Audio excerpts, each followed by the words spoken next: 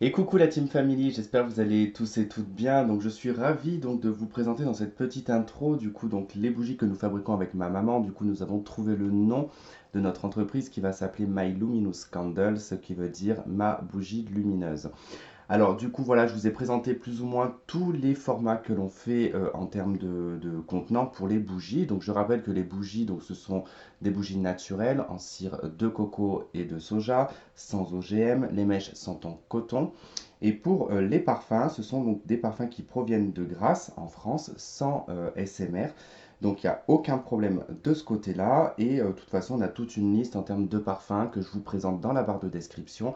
Et vous avez également l'adresse email qui correspond aux bougies si vous avez besoin de plus d'informations. Alors je vous présente un petit peu donc les formats que l'on a. Donc on a celui-ci, bon il y en a qui sont déjà étiquetés. Donc on a le format en fait en 100 grammes, donc dans des petits pots comme ça, dans des petits bocaux. Si j'arrive à cadrer, ça serait bien. Ensuite, nous avons le 130 grammes qui est pareil dans un bocal comme celui-ci. Bon là il n'est pas étiqueté bien évidemment. Ensuite, nous avons les 160 grammes, donc qui se présentent voilà, comme les pots de confiture. Ah, j'ai du mal avec le cadrage hein, quand même.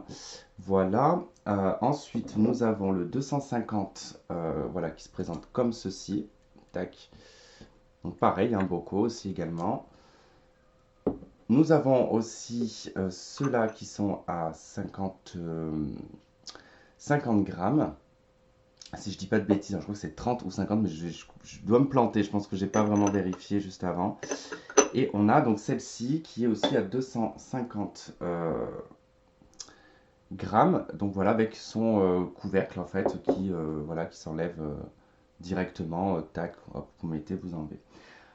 Si jamais vous prenez des bougies, je tiens quand même à donner quelques petits conseils juste avant. Ne refermez jamais la bougie quand elle est allumée avec le couvercle, puisque ça va noircir le dessus du couvercle. Vous éteignez, vous soufflez, vous attendez un petit peu et vous refermez. Parce que si la fumée reste dans le pot, elle va altérer du coup l'odeur de la bougie.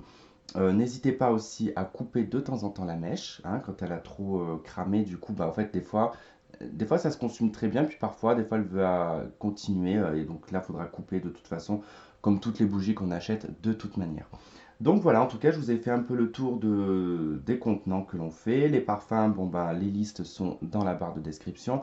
Moi, je suis en train de composer des odeurs en ce moment, donc je suis en train de faire des tests que je vais associer aux signes astrologiques. Alors probablement que je vais faire les signes astrologiques féminins et masculins, voilà, par rapport à des odeurs spécifiques, par rapport aux saisons, par rapport voilà, au caractère et tout ça. Mais ça va me prendre un petit peu de temps en tout cas pour pouvoir le mettre en place. Et puis ben voilà, en tout cas, ben, je pense que je vous ai un petit peu tout présenté. Puis on va pouvoir passer du coup au guidance. Et je vous dis à de suite. Et coucou la team Gémeaux célibataire. Donc on y va pour votre tirage du mois d'août 2023. Pour le signe solaire, ascendant et lunaire. Si vous avez besoin d'une consultation, vous avez mon adresse email dans la barre de description. Également pour les bougies, il y a l'adresse aussi qui est dans la barre de description. Alors, Gémeaux célibataire.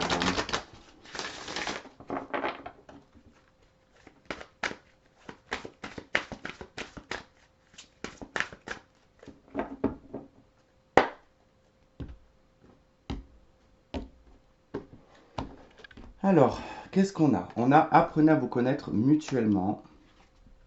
On a vous méritez l'amour. Et nous avons laissé vos amis vous aider. Ok. Alors peut-être que les Gémeaux, il y a peut-être trop de rapidité dans vos relations sentimentales. On vous dit ici d'apprendre à vous connaître mutuellement, ce qui veut dire qu'il faut prendre le temps de se connaître l'un et l'autre.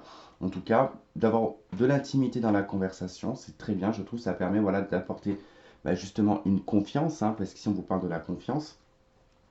Et surtout, au niveau de l'amour, prenez en tout cas bien les conseils que vos amis peuvent vous donner, d'accord? Ou même dans les discussions que vous avez avec vos amis, c'est que de toute façon, vous allez ressentir et vous allez, enfin surtout vos amis vont vous faire ressentir que vous avez le droit aussi à l'amour et que vous le méritez, d'accord? Puisqu'il n'y a que eux, en vous connaissant, qui savent votre capacité d'amour, comment vous êtes, comment vous réagissez. Euh, donc quoi qu'il en soit, voilà, on vous pousse quand même à prendre confiance en vous et d'avoir confiance en l'amour. Mais il est possible ici que vous fassiez peut-être même une rencontre, puisqu'avec apprenez à vous connaître mutuellement, quand même, on vous incite quand même à prendre le temps de discuter avec quelqu'un.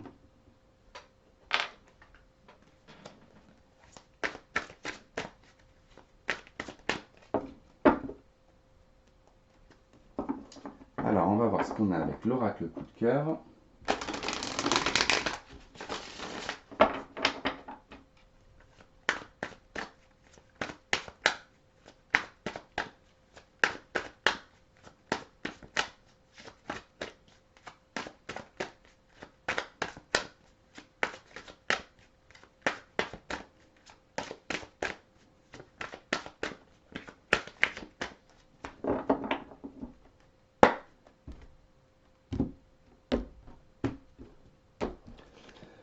Alors, nous avons la carte de la féminine.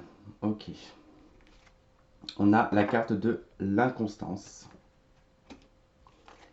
Et on a la carte de la clé. Bon, déjà la clé elle est sur vos amis, hein, donc ça veut dire que quand même la solution, elle sera quand même à travers vos amis. Hein, puisque là on vous dit que par rapport à votre conception de comment vous méritez l'amour ou pas, on vous dit quand même qu'il y a quand même pas mal d'inconstance de ce côté-là. Un coup bah, vous le savez, un coup vous le savez plus, un coup vous doutez. Et ça c'est beaucoup dans l'aspect quand même de la féminité. Donc que vous soyez homme ou femme, il n'y a pas d'importance.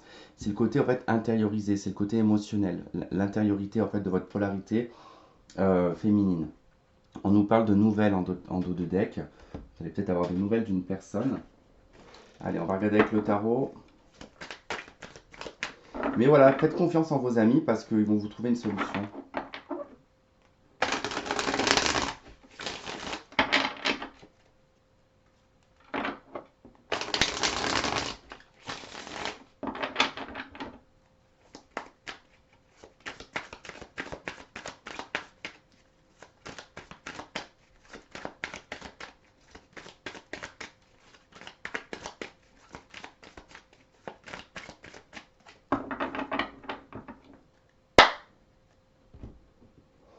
Alors, on retrouve la 6 d'épée et le cavalier de denier. Ok. Alors, on vous parle ici d'un déplacement, on parle peut-être même de vacances, de voyage ou d'une transition dans votre vie sentimentale, d'accord, avec la 6 d'épée. Et on a donc ce cavalier qui nous parle, si je ne me suis pas trompé, c'était bien le cavalier de denier. J'ai perdu la tête, je crois que oui. Bon, bah c'est pas grave, en tout cas si c'était pas ça. Euh, en fait, on part sur une avancée qui est plutôt constructive, d'accord, qui est plutôt valorisante. On est sur quelque chose de, sur du long terme avec le cavalier de denier. On cherche en tout cas pour du long terme.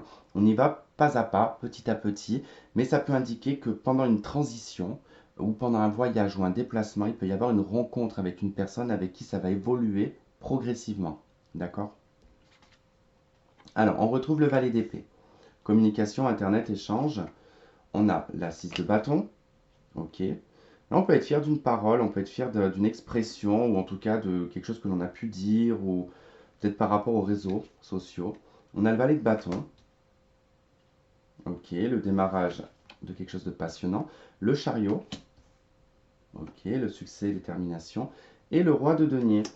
Ok, et eh ben, il y a probablement ici une rencontre que vous allez faire, puisque je vois qu'ici, il y a une communication dans laquelle on se sent assez bien. En tout cas, on nous parle ici de communication SMS, Internet, email, voilà, tous les moyens un peu de télécommunication, qui va vous apporter beaucoup de fierté, beaucoup de... Vous allez vous sentir valorisé, en fait, hein, concrètement. Et on a un démarrage ici avec le valet de bâton et le chariot. Il y a comme un déclenchement. Alors, je ne sais pas si c'est vous, la personne qui se déplace. En tout cas, j'ai quelqu'un qui se déplace, qui vient. C'est un roi de denier, quelqu'un de stable, quelqu'un d'ancré, quelqu'un qui sait ce qu'il veut. On nous parle de succès, de réussite avec le chariot. Donc bon, on va voir un peu comment ça va ressortir avec l'améthyste. Allez, sur le valet de bâton, valet d'épée, pardon, qu'est-ce qu'on a?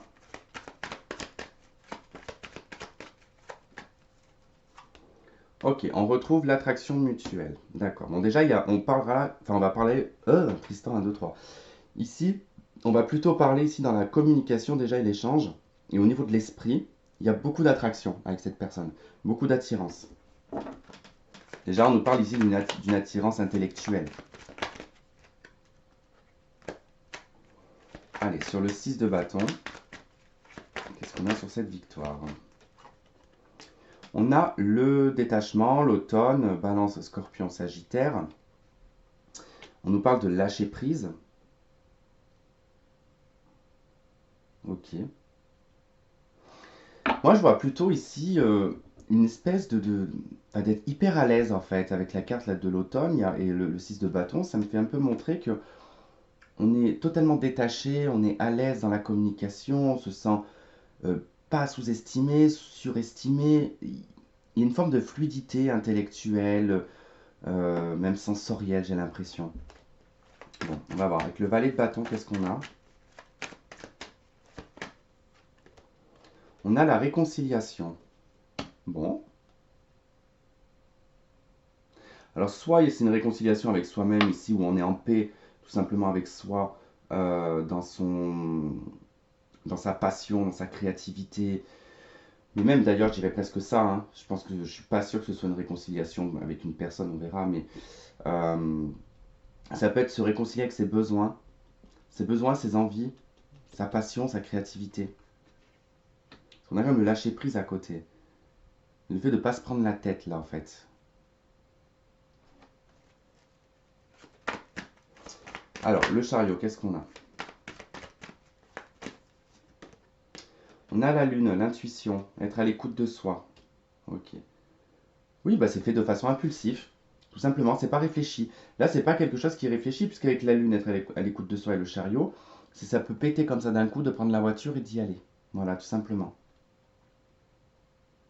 Ça permet de se réconcilier vraiment avec son côté passionnel, quoi.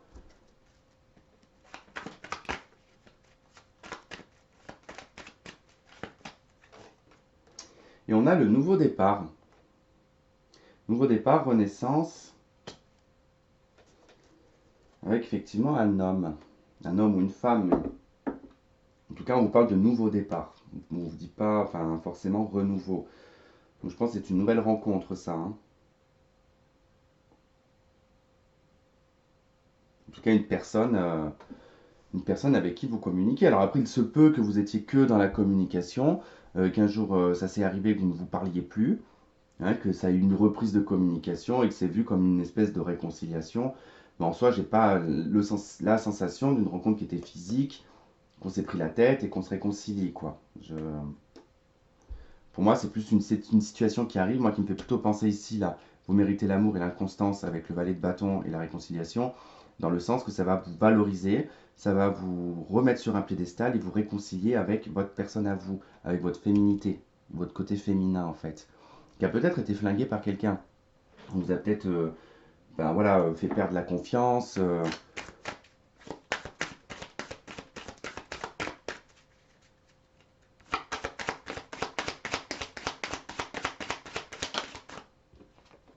Ok, on a la carte de l'homme, on a la carte de la méditation.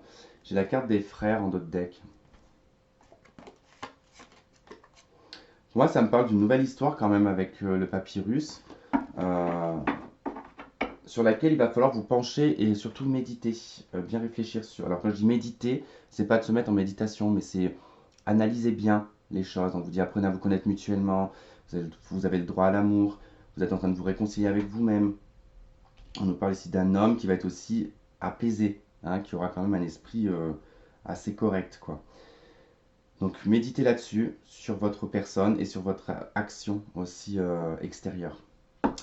Voilà les Gémeaux, et ben écoutez, je vous embrasse fort, je vous souhaite de passer un très bon mois d'août et on se dit à bientôt, bye bye.